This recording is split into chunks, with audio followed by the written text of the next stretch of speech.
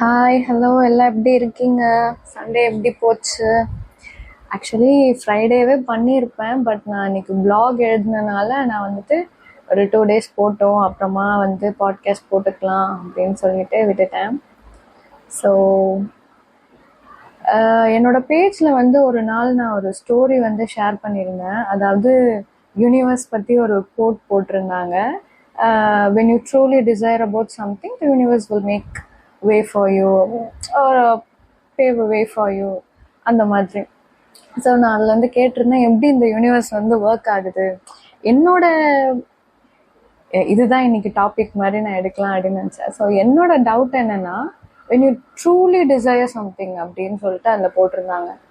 So எல்லாமே நம்ம ட்ரூவாக desire பண்ணுறோம் தானே. ஒரு விஷயம் வேணும்னா வந்துட்டு அந்த விஷயம் நமக்கு கிடைக்கணும், அது இருக்கணும், அது நம்ம பண்ணணும் அப்படின்றது எல்லாருமே ட்ரூவாக தானே டிசைர் பண்ணுவாங்க. அது என்ன ஃபேக்காக டிசைர் பண்ணுறது, சும்மா டிசைர் பண்ணுறது அப்படின்னு சொல்லிட்டு நான் கேட்டிருந்தேன், ரிப்ளைஸ் கேட்டிருந்தேன். ஸோ நிறைய பேர் ரிப்ளை பண்ணியிருந்தாங்க. எல்லாருமே வந்துட்டு ஓகே மேனிஃபெஸ்டேஷன் பண்ணணும், நம்பணும், அந்த மாதிரிலாம் போட்டிருந்தாங்க. நான் அவங்ககிட்ட என்ன கேட்டேன்னா, இதே கேள்வி தான் டவுட்டாக கேட்டேன். ஸோ என்ன சொன்னாங்கன்னா, அதாவது நினச்சிட்டே இருக்கக்கூடாது, இந்த விஷயம் வேணும்னு கேட்டுட்டு அதுக்கான ஒர்க் எதுவுமே பண்ணாமல் இருக்கக்கூடாது. அந்த ஒர்க்கையும் நம்ம போடணும், அதுக்கப்புறம் அது வேணும்னு நினைக்கணும், அப்போ வந்து நமக்கு அது கிடைக்கும் அப்படின்னு சொன்னாங்க. ஸோ எனக்கு எப்படி இதில் ஒரு டவுட் என்ன வந்ததுன்னா, ஓகே நம்ம அதுக்கான எஃபர்ட் போடுறோம், அந்த விஷயம் வேணும்னு நினைக்கிறோம், அது கிடைக்காம போகிறதுக்கு பாசிபிலிட்டிஸ் இருக்கு இல்லையா. அப்போ வந்து அதை நம்ம அக்செப்ட் தானே பண்ணிக்கிறோம். ஓகே நம்ம ட்ரை பண்ணோம், இது நமக்கு கிடைக்கல, நம்ம அக்செப்ட் பண்ணிட்டு மூவ் ஆன் பண்ணுறோம். ஸோ அப்படி இருக்கப்போ நீங்கள் நினச்சதெல்லாம் கிடைக்கும், நீங்கள் கேட்டதெல்லாம் கிடைக்கும், நீங்கள் இப்போவே நினச்சிட்டு இருக்கீங்க ஒரு விஷயம் வேணும்னா அது உங்கள் ஃப்யூச்சரில் இருக்குது, அதனால தான் உங்களுக்கு இப்படிலாம் தோணுது. நானும் ஒவ்வொரு வாட்டியும் இப்படி தான் நினைக்கிறேன், ஒவ்வொரு டைமும் இப்படி தான் பண்ணுறேன், ஆனால் இப்படி ஒன்றும் நடக்க மாட்டேங்குது அப்படின்னு சொல்லிட்டு நான் இந்த விஷயம் சொன்னோடனே சில பேர் அக்செப்ட் பண்ணிக்கிட்டாங்க. கரெக்ட் தான், நம்ம வேணும்னு கேட்கலாம், எஃபர்ட் போடலாம், அது நடக்காமல் போனால் நம்ம அக்செப்ட் பண்ணி தான் ஆகணும், பாசிட்டிவாக திங்க் பண்ணணும் அப்படின்னு. ஓகே பாசிட்டிவாக திங்க் பண்ணலாம். இதில் ஒரு 2 பேரோட ரிப்ளைஸ் வந்து கொஞ்சம் டிஃப்ரெண்ட்டாக இருந்தது. ஸோ ஒருத்தங்க என்ன சொல்லியிருந்தாங்கன்னா, என்னோட ஃப்ரெண்டு, எல்லாருமே ஃப்ரெண்ட்ஸ் தான், பட் ஒரு ஃப்ரெண்டு என்ன சொல்லியிருந்தாங்கன்னா, ஓகே நீ வந்து மேனிஃபெஸ்ட் பண்ணலாம், அதுக்கான ஒர்க் அண்ட் எஃபர்ட்ஸ் வந்து நீ போடணும் தான், அது கிடைக்காம போகிறதுக்கும் வாய்ப்பு இருக்குது. ஆனால் இப்போ அந்த ஒரு விஷயம் கிடைக்கிறதுக்கு நீ வந்து ஒரு டிஃப்ரெண்ட் ஸ்டேட்டில் இருக்கணும், இல்லை உன் கன்சிஸ்டன்சியில் வந்து நீ இந்த லெவலில் இருந்தால் தான் உனக்கு அந்த விஷயம் கிடைக்கும்ன்றப்போ, நீ அந்த கன்சிஸ்டன்சியோ அந்த லெவல்லையோ கம்மியாக இருக்கப்போ அது உனக்கு கிடைக்காது. ஸோ அந்த விஷயம் கிடைக்கிறதுக்கு இந்த ஃப்ரீக்வன்சியில் இருக்குன்னா, நீ அதோட கம்மியான ஃப்ரீக்வன்சியில் இருக்கும் போது உனக்கு அந்த விஷயம் கிடைக்காம போகிறதுக்கு வாய்ப்பு இருக்குது. இப்போ ஒர்க்னா ஓகே அப்படின்னு நான் சொன்னேன், பட் ரிலேஷன்ஷிப்ஸ் அண்ட் பீப்புளில் வந்துட்டு இது எப்படி கரெக்டாக இருக்கும் அப்படின்னு சொல்லும் போது, சில டைம் வந்து நம்மளால லவ் கொடுக்க முடியும்னா அதை தான் கொடுக்கணுமே தவிர அவங்கக்கிட்ட இருந்து அதை வந்து வரணும்னு சொல்லி நீங்கள் எதிர்பார்க்கக்கூடாது. அது வந்து ஒரு பர்சன், அவங்க நம்ம ஜட்ஜ்மெண்டெல்லாம் இல்லாமல் அவங்க என்ன ஸ்டேட்டில் இருக்காங்களோ தெரியல அப்படின்ற மாதிரி நம்ம அதை அக்செப்ட் பண்ணிட்டு தான் போகணுமே ஒழிய வேற ஒன்றும் பண்ண முடியாது அப்படின்னு சொன்னாங்க. இன்னொரு ஃப்ரெண்ட் என்ன சொல்லியிருந்தாங்கன்னா, அதை வந்து நம்ம 2 பார்ட்டாக பிரிச்சுக்கலாம். ஒர்க்கில் நீ எக்ஸ்பெக்ட் பண்ணுறது ஒன்று, ரிலேஷன்ஷிப்பில் நீ எக்ஸ்பெக்ட் பண்ணுறது ஒன்று. ஒர்க்னா வந்து உனக்கு ஒரு விஷயம் கிடைக்கணும் அப்படின்னா நீ அதுக்கு வந்து கன்சிஸ்டண்ட்டாக வந்து ஒர்க் பண்ணணும், புதுசாக கற்றுக்கணும், ஸ்கில்ஸ் அக்வயர் பண்ணணும். On a period of average of டைம்க்கு அப்புறமா வந்துட்டு உனக்கு ஒரு பீக் போகும், அப்போ வந்து உனக்கு நினச்சது கிடைக்கும். இது நம்ம முன்னாடி பாட்காஸ்ட்டில் கூட நான் சொல்லியிருப்பேன், பிரேக் த்ரூஸ் வந்து நடக்காது, பிரேக் த்ரூஸ் வந்து வாழ்க்கையை மாற்றாது. பிரேக் த்ரூஸ் வேணும்னா நமக்கு வந்து மைக்ரோஷிப்ஸ் தேவை, டெய்லி செய்கிற சின்ன சின்ன வேலை, it all sums up to give you break through.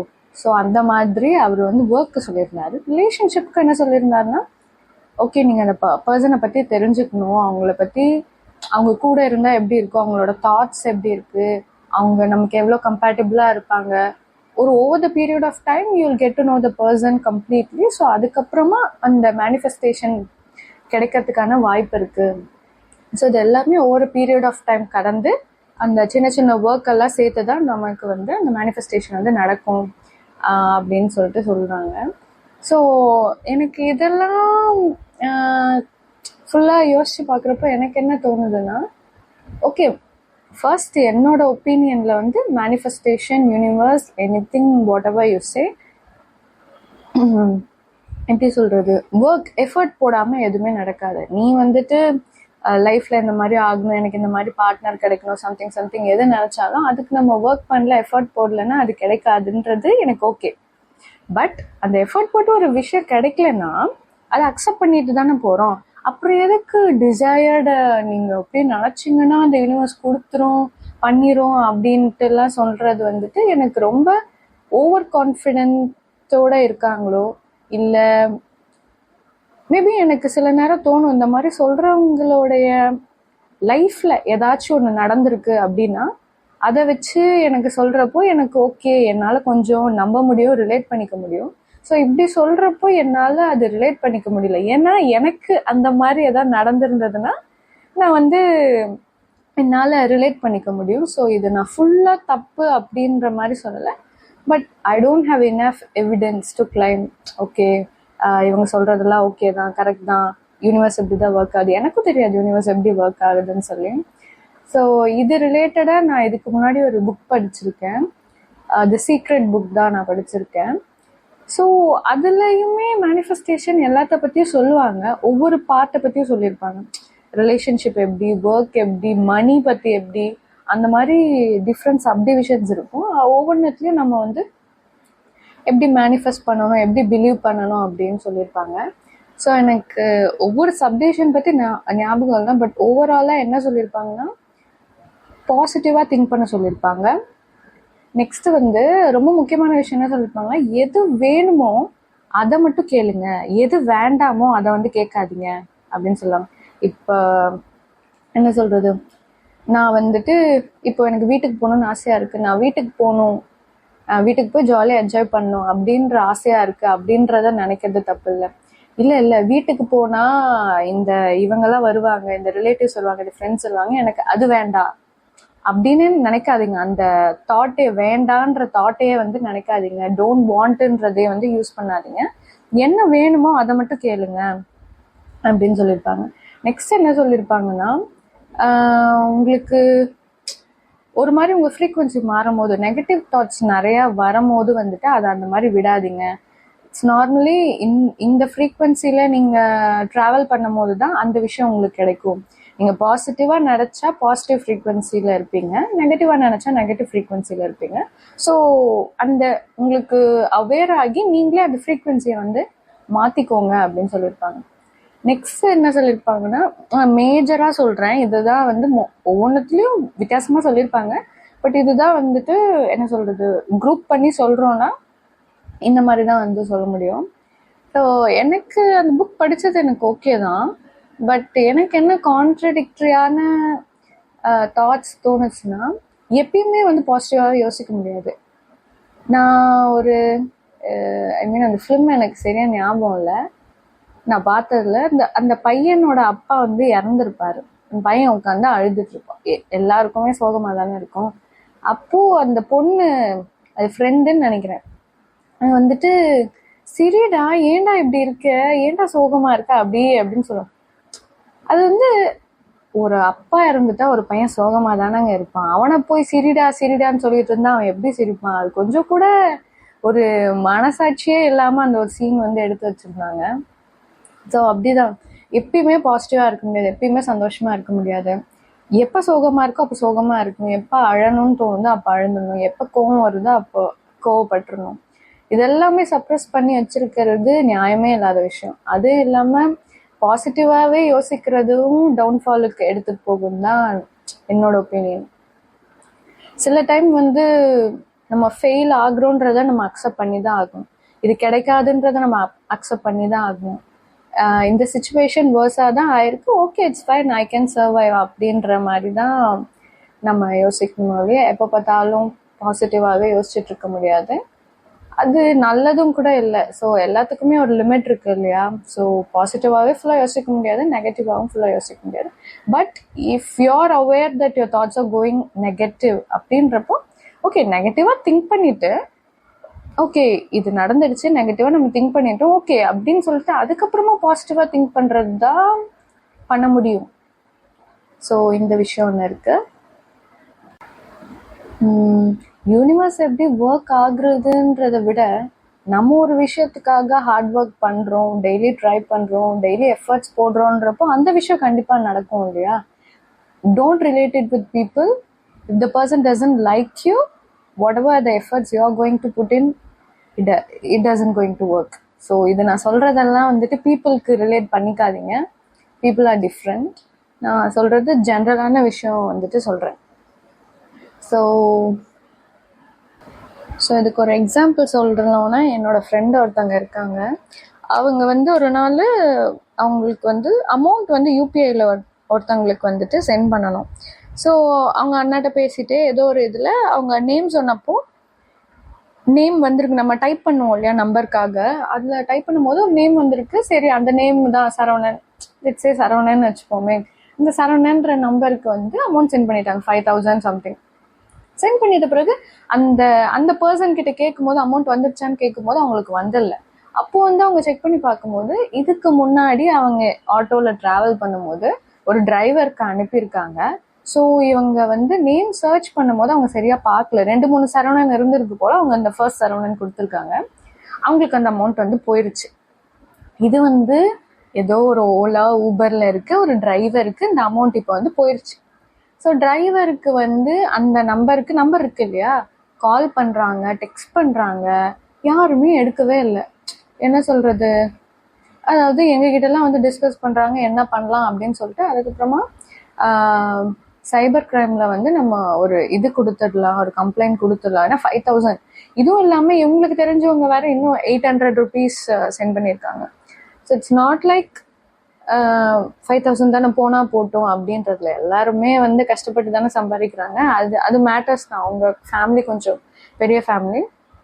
So அப்படி சொல்லிட்டோம். நாங்களும் என்னென்னமோ வித்தியாசமாக ட்ரை பண்ணோம். நான் என் ஃபோன்லேருந்து பண்ணேன், இவன்ட்டு பேசலாம், ஃப்ரெண்டை பேச சொல்லலாம், அவனை பேச சொல்லலாம், அந்த மாதிரிலாம் யோசிச்சுட்டு இருந்தோம். யோசிச்சுட்டு அவளும் வந்து ட்ரை பண்ணுறா. என்ன சொல்கிறது, எப்படியோ வந்துட்டு அந்த வாட்ஸ்அப் நம்பரை கண்டுபிடிச்சி இந்த டிரைவர் தானா, இவர் உனக்கு தெரியுமா அப்படின்ற அளவுக்குலாம் நாங்கள் கன்ஃபார்ம் பண்ணி கிராஸ் செக்லாம் பண்ணிட்டோம். அந்த ஆள் தான் தெரிஞ்சிருச்சு. பட் கால் எடுக்க மாட்டுறாங்க, கால் எடுக்க மாட்டுறாங்க, மெசேஜ் பார்க்க மாட்டுறாங்க. ஸோ இங்கே வந்து கம்ப்ளைண்ட் கொடுத்த பிறகு நாங்கள் வந்துட்டு இப்படி யோசித்தோம். அதாவது அவர் எங்கே ஒர்க் பண்ணார், ஓலா ஊபர் எங்கேயோ சம்திங், அங்கே வந்துட்டு போய் விசாரிச்சா அவர் வேலையை விட்டு போயிட்டாரு, ஒரு இத்தனை மாதம் ஆச்சு, அவர் எங்கே போயிருக்காருன்னு தெரியல அப்படின்னா அவங்களோட வந்துட்டு அட்ரஸ் கிடைச்சதுன்னு நினைக்கிறேன். அட்ரஸ் கிடைச்சது. பட் என்னன்னா நம்ம போயிட்டு அவங்கள அப்படியே கேட்க முடியாது. ஏன்னா நம்ம தான் வந்துட்டு அந்த அமௌண்ட்டை சென்ட் பண்ணியிருக்கோம். அவங்களுக்கு தப்பாக தான் போயிருக்கு. ஆனால் அதை வந்து இது ஃபோர்ஜரி மாதிரி, ஐ மீன் அந்த பெர்ஸ்பெக்டிவ்ல சொல்கிறேன். அவங்க ஒன்றும் நம்மகிட்ட ஏமாற்றி வாங்கலை. இப்போ நம்ம வீட்டுக்கு போய் கேட்டால் கூட இல்லை எனக்கு வரலன்னு அவங்க சொல்கிறதுக்கு நிறைய பாசிபிலிட்டி இருக்குது. பேங்க் ஸ்டேட்மெண்ட்ஸ் பார்க்கலாம், ஓகே, அதெல்லாம் ஓகே தான். பட் நம்ம போய் கேட்குறதுக்கும் போலீஸ் போய் கேட்குறதுக்கும் வித்தியாசம் இருக்குது இல்லையா? ஸோ அதனால அவங்க கம்ப்ளைண்ட் கொடுத்த பிறகு அவங்களுக்கு வந்து ஃபோன் பண்ணுறாங்க. அவங்களோட அக்கௌண்ட்டை வந்து ஃப்ரீஸ் பண்ணிட்டாங்க. ஃப்ரீஸ் பண்ணிவிட்டு இதெல்லாம் நடந்துட்டு இருக்கும் போது, இதெல்லாம் வந்து ஒரு வாரத்துலேயோ ஒரு மாதத்துலையோ நடக்கல. இட்ஸ் பீன் லைக் 2 months கிட்ட ஆயிடுச்சு. அவளும் டெய்லி போராடுவா, கொஞ்சம் தூரம் போவா, பேசுவா, கிடைக்காது, ஃபோன் எடுக்க மாட்டாங்க. இந்த விஷயம் நடக்கிறதுக்கே ஒரு 2 months ஆயிடுச்சு. நடுவில் நாங்கள் எல்லாம் என்ன சொன்னோன்னா, என் ஃப்ரெண்ட்ஸ் என்ன சொன்னாங்கன்னா, இந்த மாதிரி நீ விட்டுடு, 5,000 தான் போயிடுச்சு தான், ஆனால் நீ அதுக்கு போடுற எஃபர்ட்ஸும் சரி, அங்கே அது திரும்ப வாங்கிறதுக்கான எஃபர்ட்ஸும் சரி, அதை விட ஜாஸ்தி ஆகும் போல இருக்கு, நீ இந்த விஷயத்தை விட்டுரு அப்படின்னு சொல்லிட்டு. நாங்கள் என்ன சொன்னோம், ஓகே உன்னோட திருப்திக்காக நீ ட்ரை பண்ணு, அந்த அமௌண்ட் திரும்ப வரலனாலும் நீ ஓகேவா இருந்துக்கோ, ஓகே அவ்வளோதான், கடவுள் விட்ட வழி, காசு போனது தான் அப்படின்னு சொல்லிட்டு ஓகேவா இருந்துருன்னு சொல்லிட்டோம். சரி, அவள் இது வரைக்கும் போயிட்டு அவங்க அக்கௌண்ட்டை வந்து ஃப்ரீஸ் பண்ணிட்டாங்க. ஸோ அதுக்கப்புறமா அவங்க ஒய்ஃப் நம்பர் கிடச்சோ என்னமோ சம்திங் பேசும்போது அவங்க சொன்னாங்க, இல்லை எங்கள் ஹஸ்பண்டுக்கு ஆக்சிடென்ட் ஆகிடுச்சு, இந்த மாதிரி எங்களுக்கு வந்ததெல்லாம் தெரியல அப்படின்னு சொல்லிட்டு அந்த போலீஸ்லாம் பேசினதுக்கப்புறமா அவங்க வந்துட்டு, ஓகே என்கிட்ட இப்போ சேலரி இல்லை, சேலரி வந்ததும் உங்களுக்கு சென்ட் பண்ணிடுறேன் மேம் அப்படின்னு சொல்லிட்டு ஒத்துக்கிட்டாங்க. அது ஒத்துக்கிட்டு அதுக்கப்புறமா அந்த அமௌண்ட் வந்து அவளுக்கு வந்தது. ஸோ இதில் வந்து நிறைய பேர் சொல்லலாம் if it's meant to be it will அப்படின்னு சொல்லுவோம் இல்லையா, இது நடக்கணும்னு இருந்தால் அது கண்டிப்பாக நடக்கும், இது வேணா நான் அக்செப்ட் பண்ணிப்பேன். பட் என்னன்னா அவள் அந்த எஃபர்ட்ஸ் போடாமல் இருந்திருந்தா, அவள் அவ்வளோ தூரம் போய் அதை போராடி வாங்காமல் இருந்திருந்தா அந்த காசு அவளுக்கு திரும்ப கிடைச்சிருக்காது. நிறைய பேர் சொன்னாங்க இதை ஸ்டாப் பண்ணிடு, இது உனக்கு கிடைக்காது போல இருக்கு அப்படின்னு. அவள் அப்போவே அந்த விஷயத்த ஸ்டாப் பண்ணியிருந்தானா அவளுக்கு அந்த காசு வந்து திரும்ப கிடைச்சிருக்காது. அவள் வந்து இந்த வழியில போகலாமா இல்லை வேற வழியில போகலாமா, ஒவ்வொன்றும் வந்து பிளாக் ஆகும்போது அவள் இப்படி பண்ணலாம் அப்படி பண்ணலாம் அப்படின்னு யோசிச்சா. அவளுக்கு அந்த காசு வந்து கண்டிப்பாக வேணும் அப்படின்றது. இதுக்கு வந்து அவள் இவ்வளோதான் எஃபர்ட்ஸ் போட்டான்னு இல்லை, ஒர்க் பார்க்குறா, வீட்டுக்கு போய் வீட்டில் இருக்க வேலை பார்க்குறா, இந்த விஷயத்தையும் மண்டையில் வச்சுட்டு இதையும் பார்த்து இட்ஸ் நாட் ஈஸி. அவளோட சுச்சுவேஷனில் it's not easy for her. So அந்த அமௌண்ட் கிடைக்கும் போது அவனுக்கு ரொம்ப சந்தோஷமாக இருந்தது. நாங்கள் எல்லாருமே சொன்னோம், உன்னோட எஃபர்ட்ஸ்க்காக தான் வந்து இது கிடைச்சிருக்கு, நீ அந்த எஃபர்ட் போடாமல் இருந்திருந்தீங்கன்னா இது உனக்கு கண்டிப்பாக கிடைச்சிருக்காது அப்படின்னு சொல்லிட்டு. ஸோ இதுலேருந்து என்ன தெரியுதுன்னா, இல்லை 2 விஷயம் இருக்குது.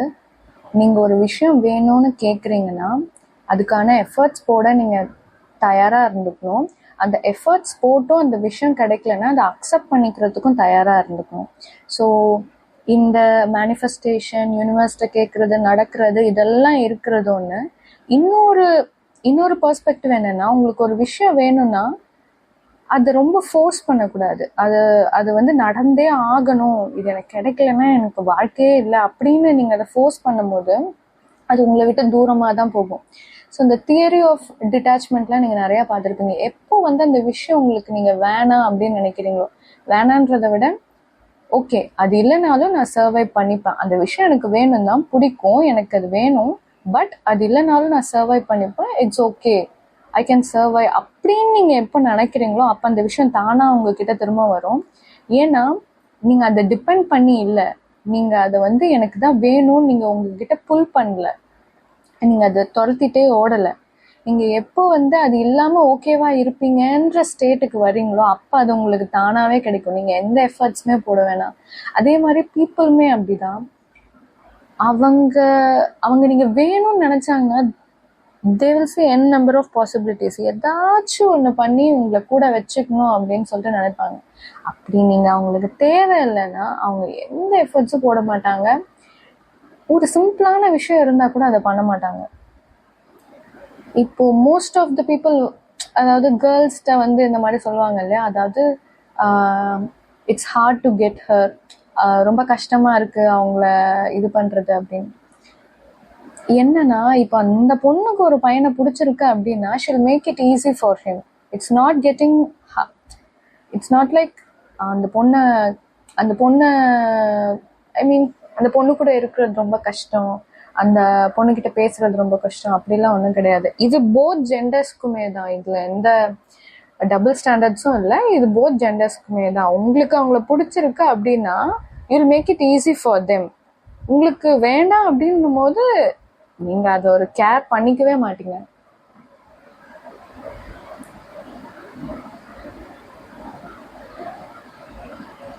ஸோ ஒரு விஷயம் உங்களுக்கு கிடைக்கணும்னா அதை கொஞ்சம் லாஜிக்கலாக திங்க் பண்ண பாருங்கள், அதோட பாசிபிலிட்டிஸ் என்ன இருக்குன்னு பாருங்கள், எப்படி அதுக்கு ஒர்க் பண்ணலாம், என்ன டெய்லி ரொட்டீன்ஸ் வச்சா அது நமக்கு கிடைக்கும், பர்ஃபெக்ஷனிஸ்டாக இருக்கணுமா வேண்டாமா, எப்படி சொல்கிறது, உங்களுக்கு அது கம்ஃபர்டபுள் ஜோனில் நீங்கள் இருக்க மாதிரியே இருக்கா, இந்த மாதிரி நிறையா ஃபேக்டர்ஸ் இருக்குது. இதிலெல்லாம் சேஞ்ச் பண்ண முடிஞ்சு ஹார்ட் ஒர்க் போட்டு எஃபர்ட் போட்டு அந்த விஷயம் வந்து கிடைக்கலன்னா கவலையே பட வேணாம், அதுக்கு பதிலாக பெட்டரான விஷயம் வந்துட்டு நமக்கு கண்டிப்பாக கிடைக்கும்.